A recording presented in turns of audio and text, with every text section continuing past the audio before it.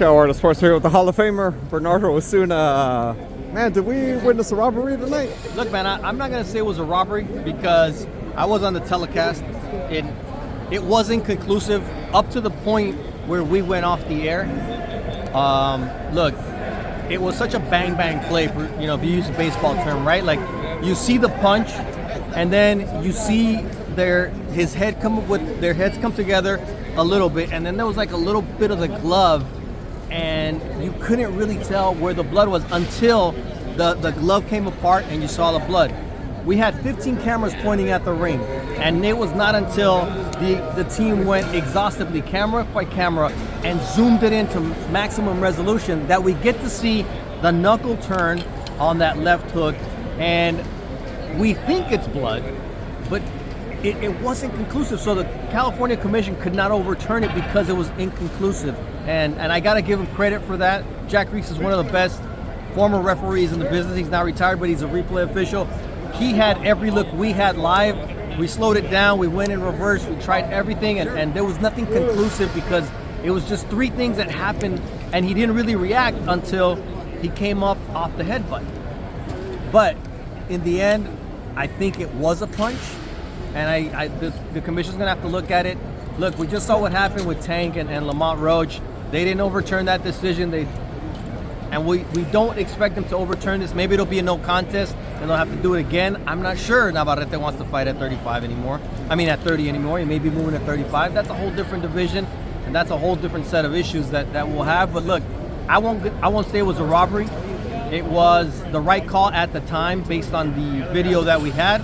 Now we have different video, and we can look at it and say he deserved to win the fight by technical knockout. I feel either way he proved himself a worthy, contender, and hopefully gets a title shot. If Aguero does move up, or if he doesn't, right? I mean, the rematch. He would deserve the opportunity for the belt more than anyone else. And look, Charlie Suarez. Look, we had the two opposites, right? We have Navarrete, who does things his way, doesn't have to be the right way, but it's worked for him. It works until it doesn't. We saw it against Dennis Berinchyk. But he didn't make weight originally. He had a hard time losing that last 0.4 pounds, and that comes back to you. And maybe he was wearing down, and that's where Charlie Suarez started to come on. But Navarrete had a couple of great rounds, second and third round where he was landing some good shots. So I think the fight was heating up. It was going to be a great fight down the stretch. Did they even need to stop it? Navarrete wanted to continue. Of course, the blood was coming into his eye. I think what prompted the doctor to stop it was the fact that when he came out to be checked, it was bleeding. And when you can't stop the bleeding, and it was a lot of blood that was coming from the eye of Navarrete. So I understand why they stopped it. Could they have let it go on? Yeah. Would the result have been different? No. Yeah, who knows? Just looking forward, obviously. Well, maybe a little behind to look forward.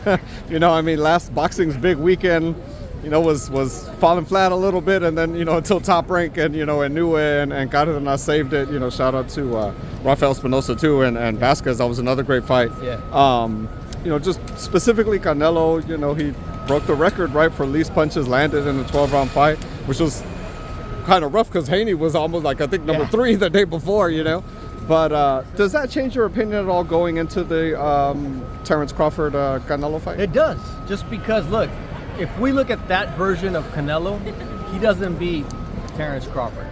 But then again, we look at the version of Crawford against Mandravov, it wasn't spectacular either. But look, if I'm being honest, Canelo had no legs. Canelo was not throwing punches. There was no pop there. And he had an opponent in Scull who didn't want to fight. Now, if Scull maybe gives you 15-20% more offense, he could have won that fight.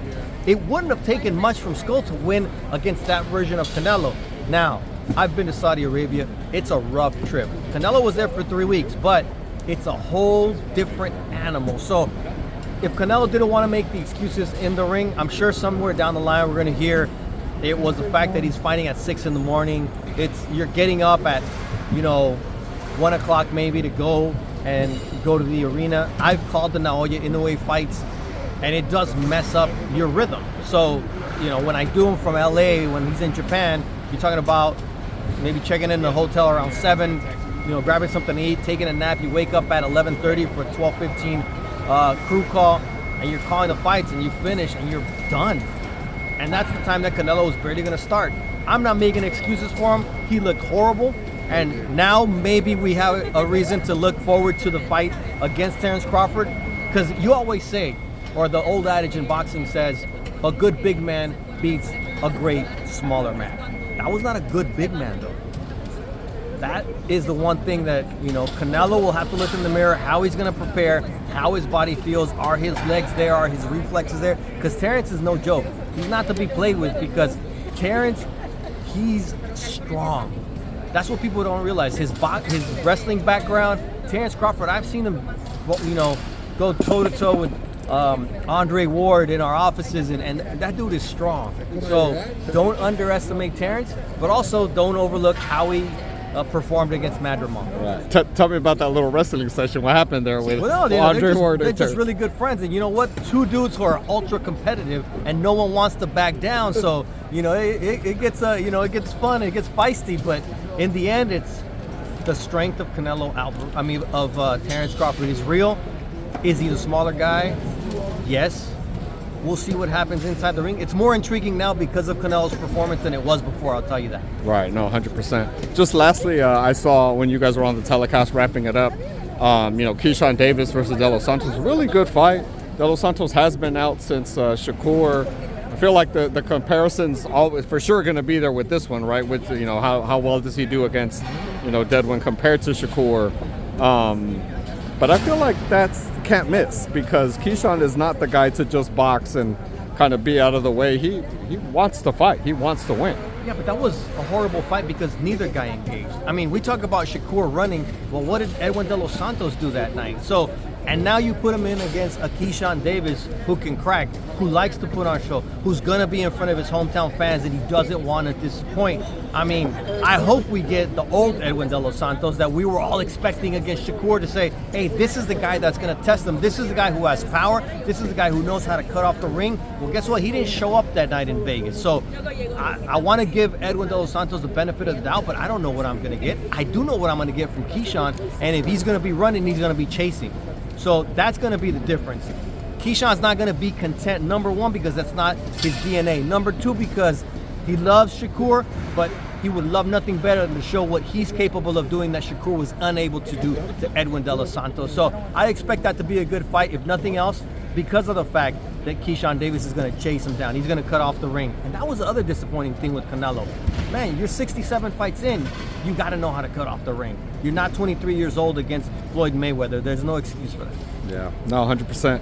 Hall of Famer, Bernardo, appreciate your time, brother. Tell the fans where they can follow you. You can follow me on Instagram, Osuna Bernardo, and on Twitter, Osuna ESPN. There it is. Appreciate your time, brother. Thank you.